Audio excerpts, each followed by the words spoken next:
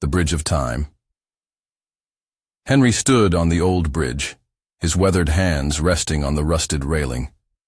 He could feel the chipped paint beneath his fingertips, rough and uneven, like the passage of time itself.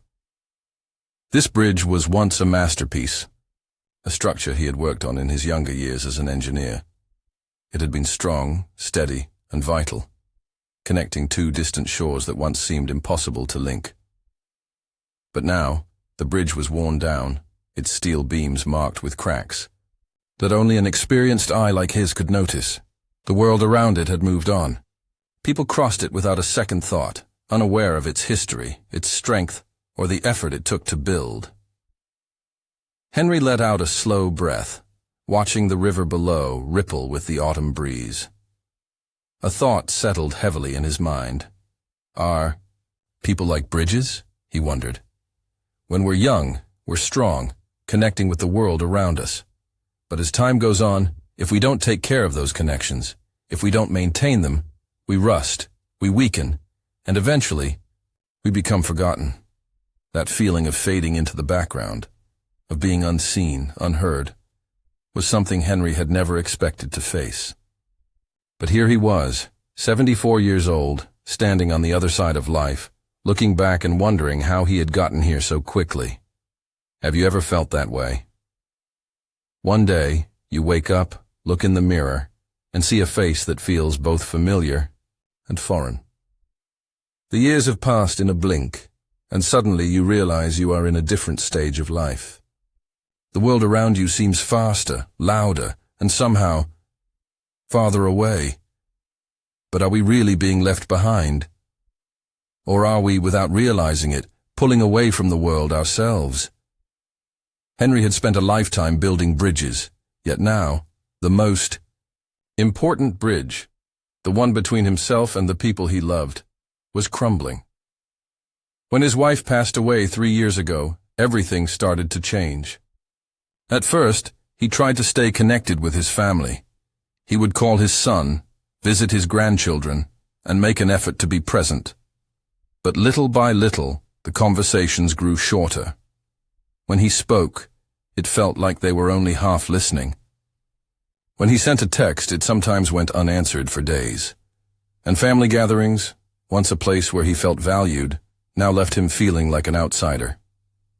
He used to believe that age came with respect, that his years of experience would make people seek his wisdom, that his presence would always matter. But the world didn't seem to work that way anymore. He watched as younger generations talked about things he didn't understand. New technology, changing social norms, a way of life that felt distant from his own. Had the world changed? Or had he? Henry found himself wondering. Had he been talking too much and not listening enough? Had his stories of the past, once meant to inspire, now only made others feel disconnected? Had he been too quick to judge, dismissing new ways of thinking simply because they were different? Had he neglected himself, allowing age to define him instead of embracing life as it came? Had he, without realizing it, built walls instead of bridges? It was a hard truth to face, but one that many of us must confront. The world doesn't abandon us as we age, but if we aren't careful, we might unintentionally distance ourselves from it. Henry realized something that day. Getting older didn't have to mean fading away. Aging could be graceful, fulfilling, and even joyful, if he was willing to change. So today, we're going to take a walk across the bridge of time together. We'll look at the habits that slowly create distance between us and the people we love. Habits that sneak up on us without warning. And most importantly, we'll talk about how to rebuild the bridges that truly matter, so that aging doesn't feel like drifting into isolation, but rather stepping into a new, meaningful chapter of life. If you've ever felt left out, if you've ever wondered why the world seems to be moving without you, you are not alone. The answers aren't as far away as they seem. Before we continue, take a moment to reflect. Are the bridges in your life still strong? Or are there cracks forming that you haven't yet noticed? Let's find out together. The bridge of time is waiting. 1. The overgrown vines. The clinging vines. Henry sat at the dinner table, surrounded by the familiar hum of conversation. The smell of roasted chicken and warm bread filled the air, and the clinking of silverware against plates blended with the laughter of his grandchildren. It should have felt comforting, but instead, a quiet loneliness settled in his chest. He had been waiting all week for this dinner, looking forward to sharing stories, to feeling connected. Yet as he spoke, he could see the moment slipping away. "This reminds me of a time when I was working on the Jefferson Bridge project," he said, his voice steady, carrying the weight of years of experience. "We ran into a problem with the foundation and—" He paused. No one was looking at him. Mark, his son, was scrolling through his phone. His daughter-in-law was busy cutting food into small pieces for the children. Even little Emma, his 5-year-old granddaughter, was more focused on her coloring book than on the words coming from her grandfather. The realization stung. He had spent decades building bridges, real physical ones that connected cities and communities. Yet here he was, unable to bridge the growing gap between himself and the people he loved most. He cleared his throat and forced a chuckle. "Guess that story's not as exciting as I thought." Mark glanced up, offering a distracted smile. "Sorry, Dad. What were you saying?"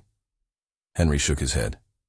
"It's nothing," he muttered, pushing his food around on his plate. But it wasn't nothing. It was everything.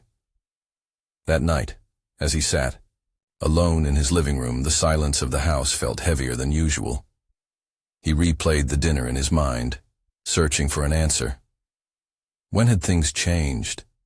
When had his voice started blending into the background? He had always believed that wisdom came with age, that his stories mattered, that people would listen because he had lived through so much.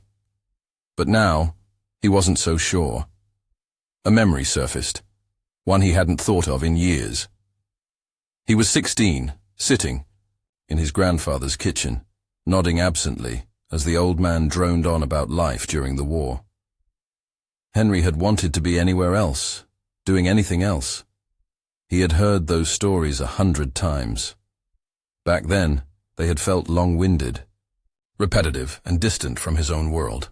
He had nodded out of respect but had barely listened. And now, decades later, he saw himself in his grandfather's place. It was a hard truth to swallow. Had he been so caught up in sharing his own experiences that he had forgotten to make room for others? Had his words, meant to create connection, become something his family merely endured? Had he mistaken speaking for bonding? The next week, Henry made a quiet decision. At their next family dinner, he would try something different.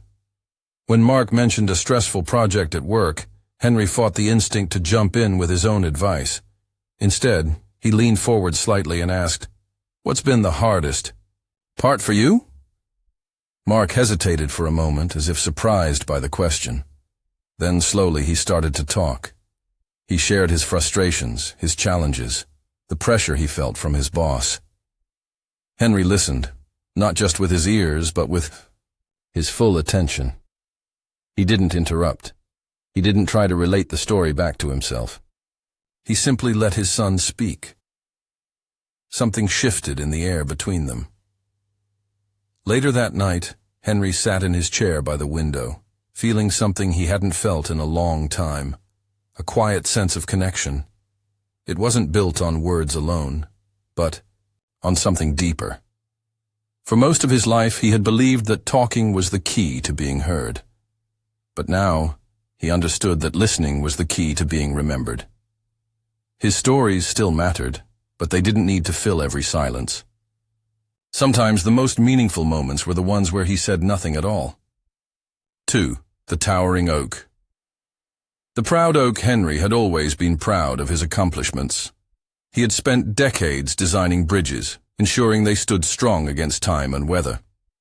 His work had been featured in engineering journals, and young professionals had once looked up to him with admiration. There was a time when his opinion carried weight, when people listened intently to every word he spoke. He had built a life filled with achievement, and he had every right to be proud of it. But lately, something felt different. When he shared his stories, they didn't land the way they once had. He would talk about the complex challenges of his career, the difficult decisions he had made, the structures he had helped create.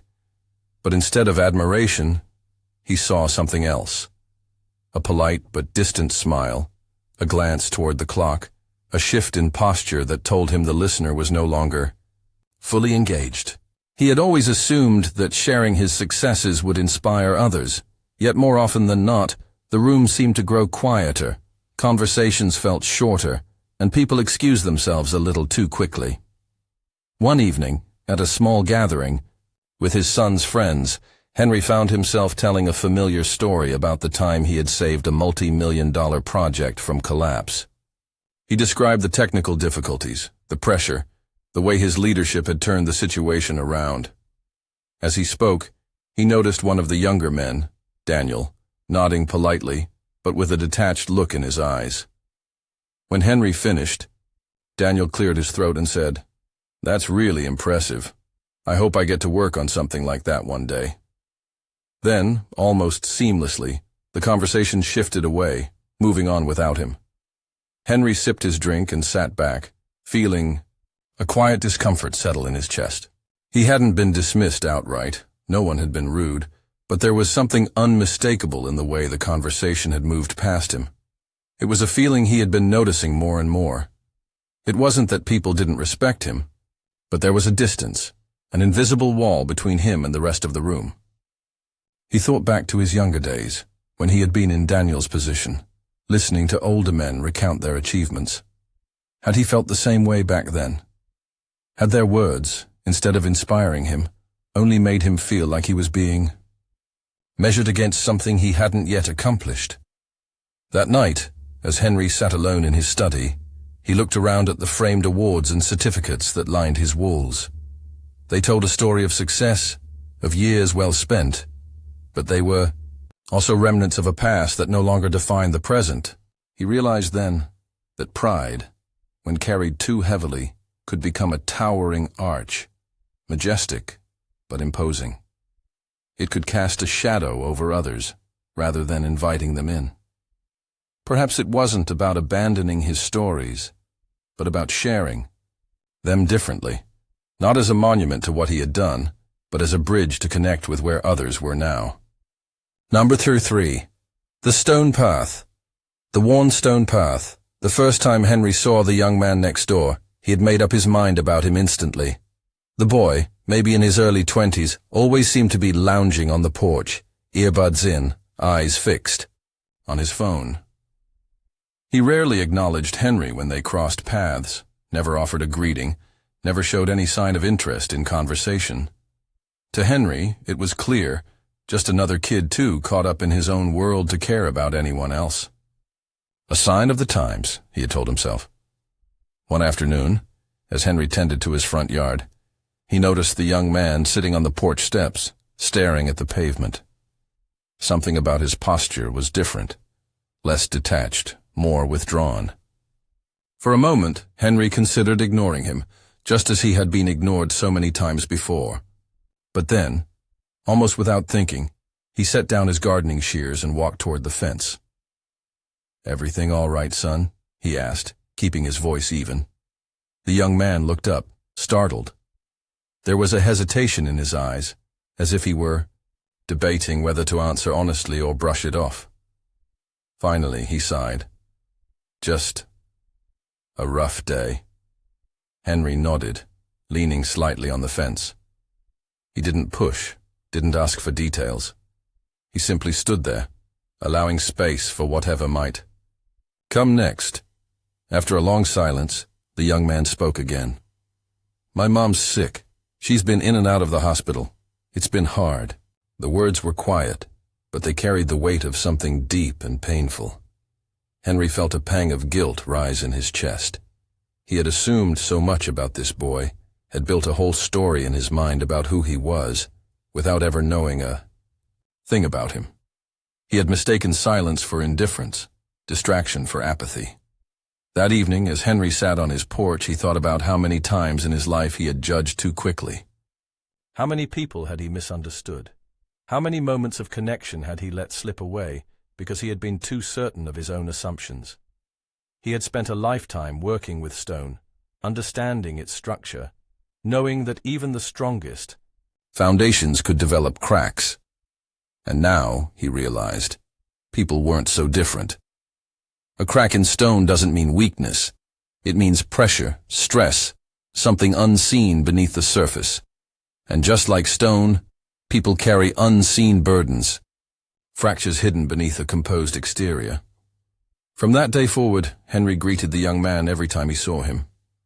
Sometimes they talked, sometimes they didn't. But there was an understanding between them now, an unspoken recognition that had not existed before. Henry had learned something valuable.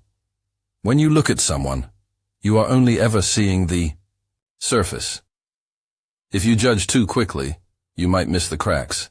And in those cracks, in the spaces where people are most vulnerable, is where true connection begins. 4. The wilted flowers. The fading blooms. Henry stared at his reflection in the hallway mirror, barely recognizing the man looking back at him. His hair, once thick and neatly combed, had turned thin and unruly. His shirt, slightly wrinkled, hung loosely on his frame. The old cardigan he wore every day had a small tear near the sleeve, something he had noticed weeks ago but never bothered to fix. He sighed and turned away, telling himself it didn't matter. He wasn't trying to impress anyone. At his age, wasn't it inner character that counted more than appearances? But deep down, something about his reflection unsettled him. It wasn't just the physical changes of aging. It was what they represented. He had once taken pride in his appearance, not out of vanity, but because it made him feel put together, confident, ready to face the world. Lately, though, he had stopped caring.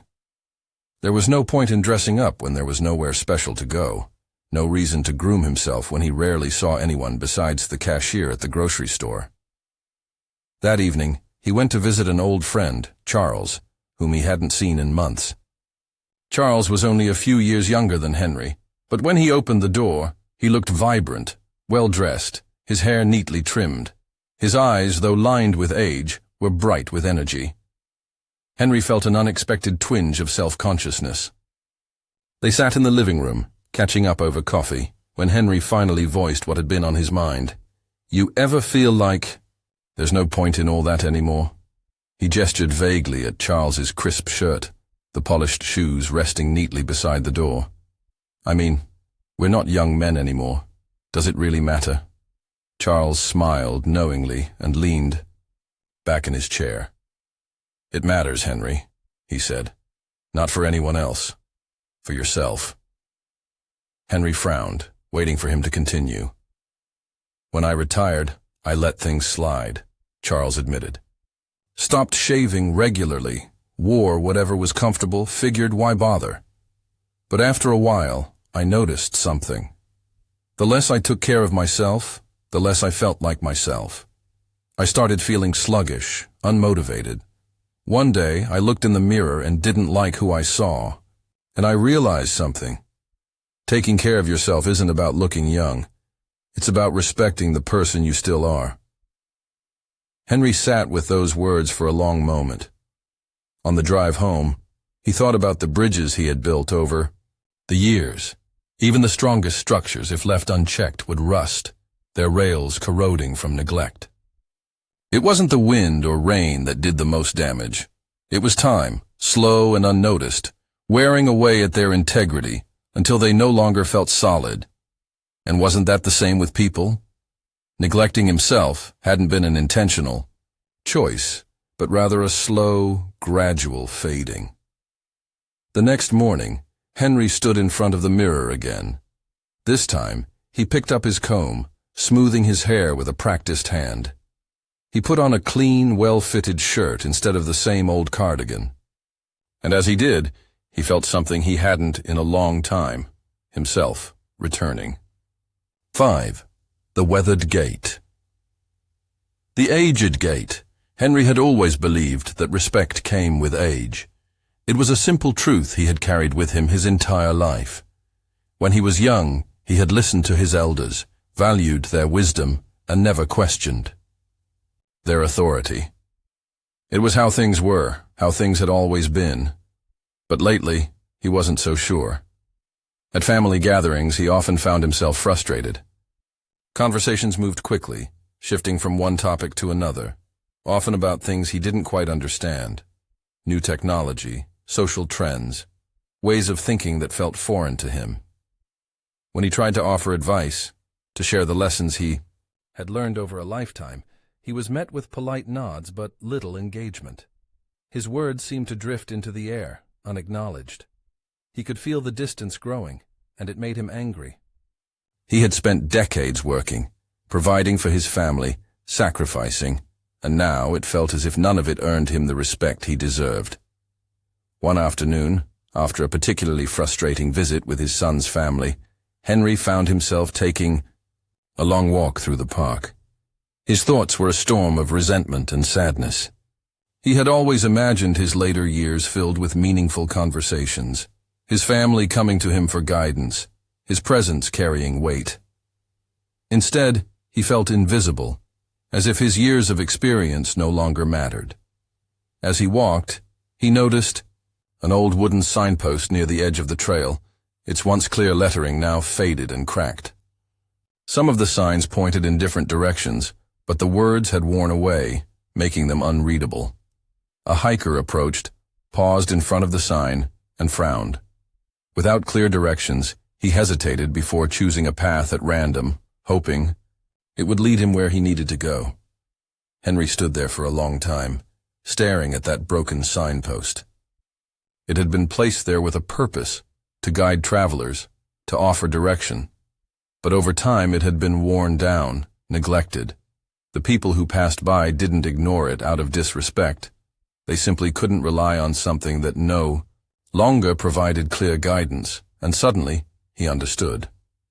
Respect wasn't something that could be demanded. It had to be earned, continuously, through relevance, through understanding, through a willingness to adapt. He had expected his family to seek his wisdom simply because he had lived longer, but he had never stopped to ask if the wisdom he was offering still applied to the world they lived in. The world had changed, and he had resisted changing with it. That evening, when he visited his son's house, he did something different. Instead of steering the conversation toward his own experiences, he asked about theirs. He listened, not just to reply, but to understand. He didn't try to impose his past lessons on their present struggles. Instead, he met them where they were, and something remarkable happened. For the first time in a long while, his son didn't just nod politely, he engaged. His granddaughter asked him a question about his childhood, and this time, when he shared a story, it wasn't to prove a point or establish authority, but simply to connect. Henry realized that respect wasn't about age. It was about relevance, about making sure the wisdom you offer is a sign that still points the way forward, not one that time has left behind. 6. The forgotten tools. The abandoned tools. Henry had always prided himself on being a builder. Over the course of his career, he had drawn blueprints for bridges that connected cities, allowing thousands of people to move from one place to another with ease. He understood structure, stability, and the importance of adapting designs to meet the needs of the time. But now, in his later years, he found himself staring at something that felt completely foreign, a smartphone screen filled with icons and notifications, a world moving too fast for him to grasp. It wasn't that he hadn't tried. His son had given him the phone a year ago, insisting it would help him stay connected. "You can video call the grandkids anytime," Mark had said.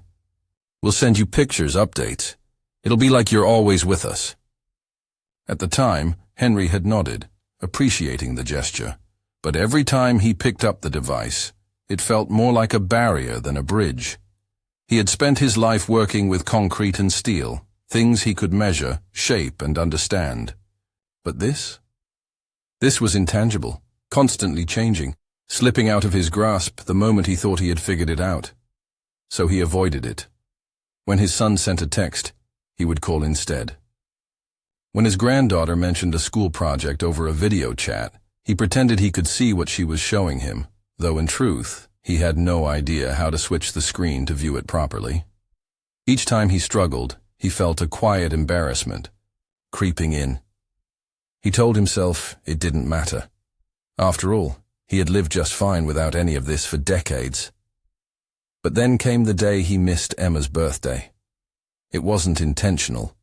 He had written the date down, had planned to call, even had a small gift ready. But he hadn't realized that the family had planned a virtual party, something organized weeks in advance, through a group chat he had never opened.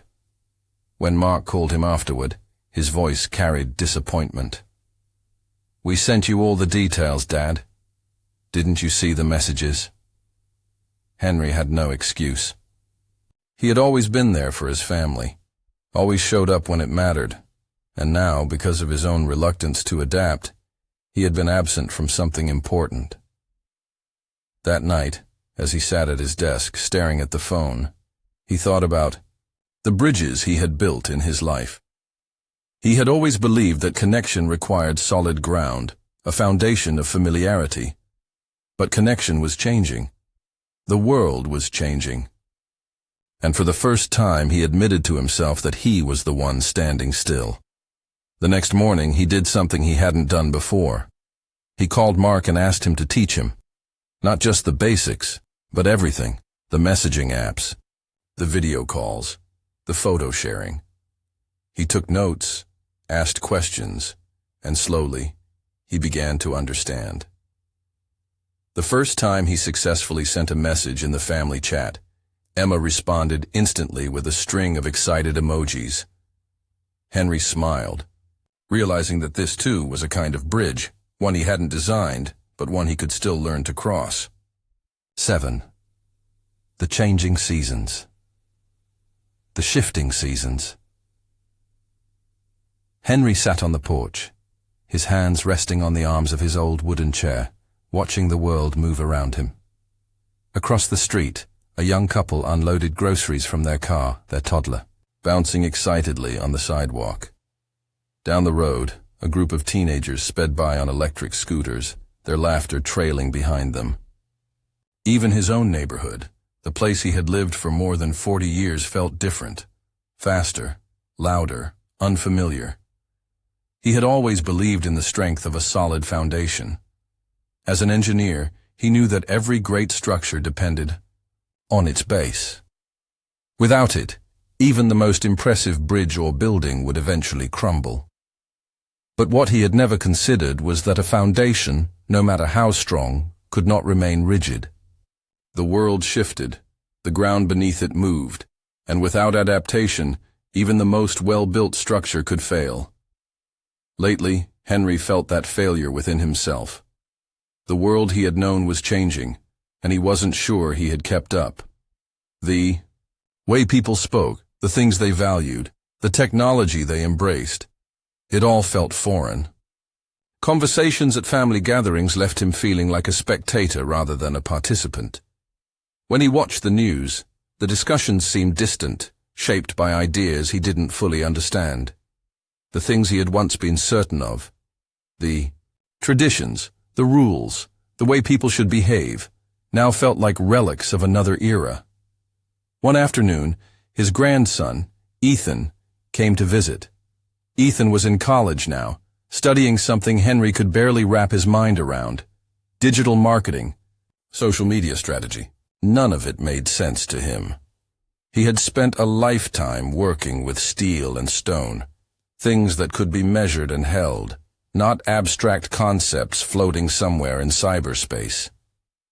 As they sat together, Henry found himself slipping into an old habit. "Back in my day," he started, "people actually talked to each other. We didn't stare at screens all the time." Ethan smirked, but didn't argue. Instead, he pulled out his phone and tapped a few times. "Grandpa, let me show you something," he said, turning the screen toward Henry. It was a video of a young man about Ethan's age, explaining how modern businesses use technology to connect with people. Henry listened, and for the first time, instead of dismissing it, he tried to understand. The words were new, the ideas unfamiliar, but the core message wasn't so different from what he had spent his life doing.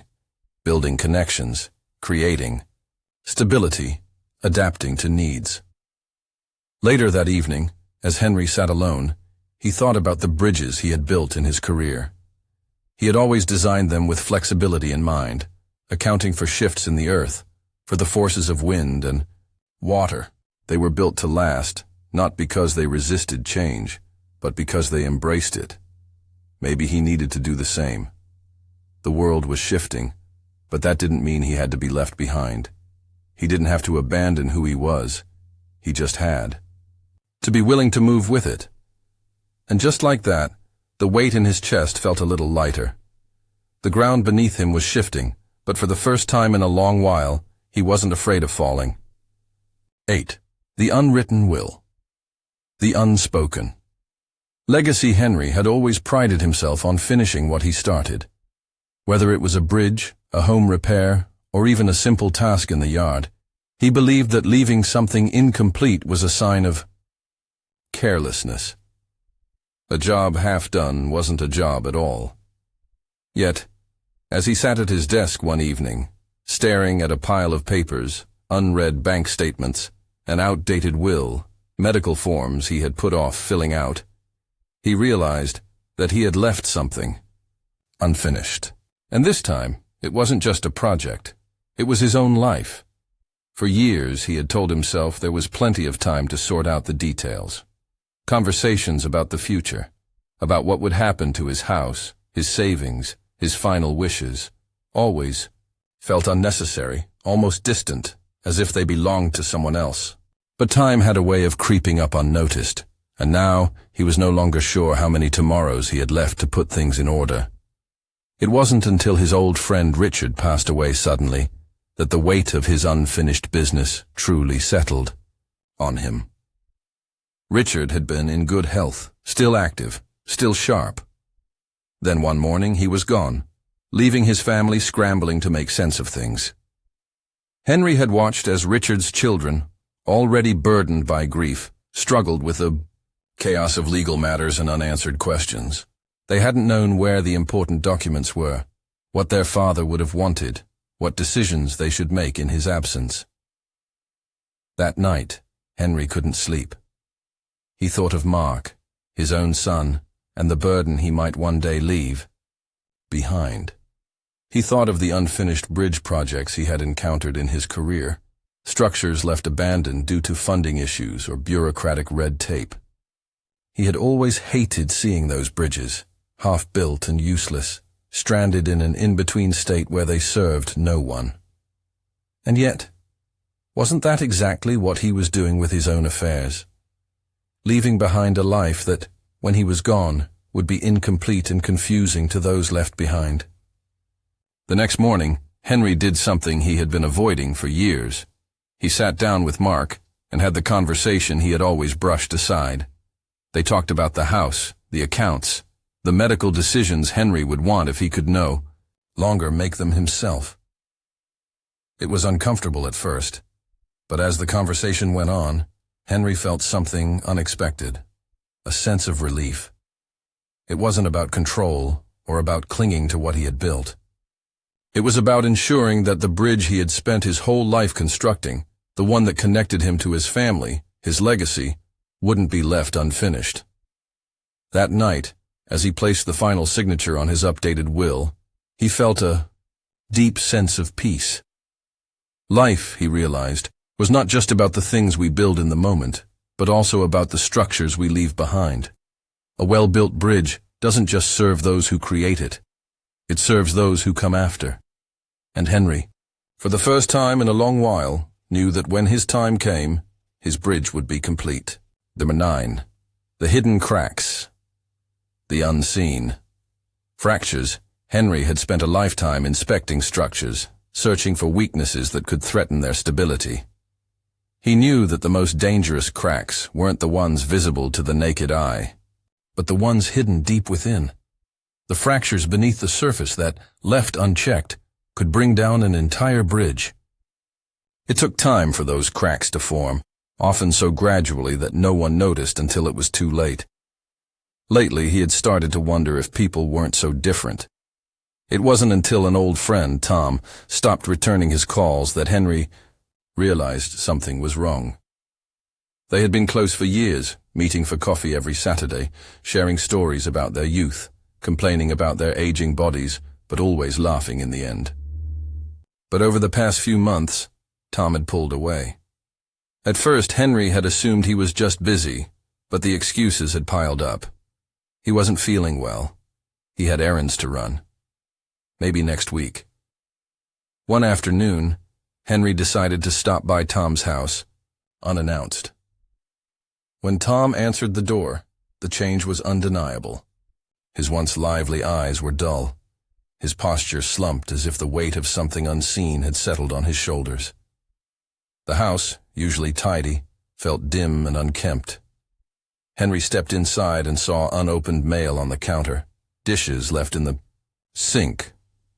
A silence hung in the air, heavy and unspoken. "Tom," Henry said gently, "what's going on?" At first, Tom shrugged it off, mumbling something about just being tired. But Henry knew better. He had seen structures fail because people ignored the warning signs, pretending the damage wasn't there. He wasn't about to let his friend become another collapse waiting to happen. So he sat down, didn't push, didn't fill the silence with meaningless words. And slowly, Tom began to talk.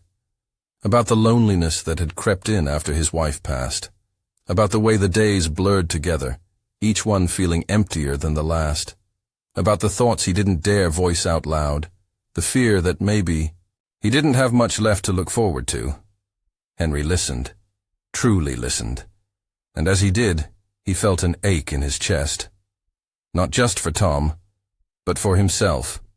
For the countless others who carried unseen burdens while the world assumed they were. Fine. That night, as Henry sat alone in his own quiet house, he thought about the hidden cracks people carried. The ones that didn't show in passing conversations, the ones no one asked about because they were too uncomfortable to face. He realized how easy it was to say, "I'm fine," even when you weren't. The next day, he called Tom, not to check in, not out of obligation, but simply to talk. And the next week, he made sure they had coffee together. Not once, but every Saturday, just like before. Henry knew that not all cracks could be seen, but that didn't mean they weren't there. And sometimes, all it took to keep something standing was knowing that someone cared enough to look beyond the surface. 10. The Silent Bridge. The Lonely Bridge. Henry had always believed that bridges were meant to be crossed. He had spent his life designing them, ensuring they could withstand the weight of travelers, the passage of time, and the forces of nature. A bridge, no matter how well built, served no purpose if it stood empty, unused, forgotten. Yet, as he sat alone in his quiet house, he realized that somewhere along the way, he had become like one of those silent bridges, still standing, but no longer connecting anyone to anything. The change had happened so gradually that he hadn't noticed it at first. When his wife was alive, the house had been full of movement, of voices calling from one room to another, of laughter shared over the simplest things. There had been dinner parties, neighbors dropping by, phone calls to make weekend plans. But after she passed, the silence settled in. At first, it felt like a temporary thing, something that would pass as he adjusted. But weeks turned into months, then years, and the silence remained. He still saw his son, still received the occasional visit from his grandchildren, but something was different. The invitations to social events became fewer. Friends he used to meet regularly seemed to drift away, each of them caught up in their own lives. Henry told himself it was just a part of aging. People got busy. The world moved on. But deep down, a part of him wondered if he had let it happen, if, without realizing it, he had pulled away first. It was easier to stay home than to make the effort to reach out. Easier to assume people were too busy than to risk the embarrassment of being turned down. He told himself he didn't mind the solitude, that he enjoyed the quiet, but there were nights when the weight of it pressed down on him. Nights when he sat in his chair, staring at the blank television screen, wondering when his world had become so small. One afternoon, while taking a walk through the neighborhood, he saw a group of older men gathered at a park bench, talking animatedly. He recognized one of them, Paul, a man he used to chat with at the coffee shop before he stopped going. Paul caught his eye and waved him over. For a moment, Henry hesitated. It had been so long since he had joined a conversation that wasn't just polite small talk, but something in Paul's expression was inviting, familiar. So Henry walked over, sat down, and listened. The conversation flowed effortlessly. Talk about the town, old memories, small frustrations about getting older that only people their age could understand. By the time he got home, the silence in his house felt different. It wasn't as heavy, wasn't as final. That night he thought about the bridges he had built in his lifetime. They had served their purpose because people had used them, because they had connected places and lives. But what good was a bridge if it stood alone, waiting for someone to cross? He realized then that connection wasn't something that happened by chance. It had to be maintained, nurtured, actively sought out. The next morning, he made a call. Then another. He reached out to old friends, accepted invitations he had previously ignored, even made plans of his own, because bridges were meant to be crossed, and he wasn't ready to stand silent any longer. Rebuilding life's bridges. Henry sat on his porch as the sun dipped below the horizon, casting a warm golden glow across the quiet street. The air was still, save for the occasional rustling of leaves and the distant laughter of neighborhood children. It was a peaceful evening, the kind he used to enjoy without a second thought. But tonight, it felt different. It felt fuller, richer, alive in a way he hadn't noticed in a long time. He thought about the bridges of his past, the ones he had built with his own two hands, and the ones he had let crumble without realizing it. He had spent his life believing. That strength came from stability, from standing firm against the changing tides of time. But what he had learned, perhaps too late, was that true strength came from adaptability, from knowing when to hold on and when to let go. For years, he had spoken without truly listening, hoping his words would hold the same weight they once did. He had clung to his past achievements, mistaking pride for connection. He had judged too quickly, failing to see the unseen struggles in others. He had let himself fade into the background, believing that appearance no longer mattered. He had expected respect without realizing that it had to be earned, not just once, but continuously. He had resisted the world's evolution, fearing that adapting would mean losing himself. He had put off important conversations, believing there was always more time. He had ignored his own emotional cracks, assuming they would heal on their own. And perhaps most painfully, he had allowed himself to drift into isolation, mistaking loneliness for independence. But now, things were different. The changes had been small at first. A conscious effort to listen more than he spoke. A willingness to share his experiences without overshadowing the experiences of others. An understanding that wisdom wasn't just something to be given, it was something to be exchanged. He had begun taking better care of himself, not for the approval of others, but because he realized that self-respect was something no one else could give him. He had embraced technology, not because it was easy, but because it allowed him to stay close to the people he loved. He had faced the discomfort of planning for the future, ensuring that his life, even after he was gone, would not be a burden on those left behind. And most importantly, he had chosen to reach out, to rebuild the connections he had let slip away, to remind himself and others that aging did not mean fading, it meant evolving. As he watched the last bit of sunlight disappear, Henry felt something he hadn't felt in years: peace. Not because he had solved everything, not because life had suddenly become perfect, but because he had made the choice to engage with it again. He understood now that the bridges he had spent his life constructing were not just made of steel and stone. They were built through moments, through conversations, through shared laughter and quiet understanding. And like any bridge, they required maintenance. He picked up his phone and scrolled through his messages, something that would have frustrated him months ago, but now felt natural. A new message from his granddaughter appeared, a simple photo of her holding up a school project, a beaming smile on her face. Beneath it, she had written, "I thought of you when I built this." Henry smiled. It was just a small moment, just a simple message. But it was a reminder that the bridges he had been rebuilding weren't just for himself. They were for everyone who still wanted to cross them.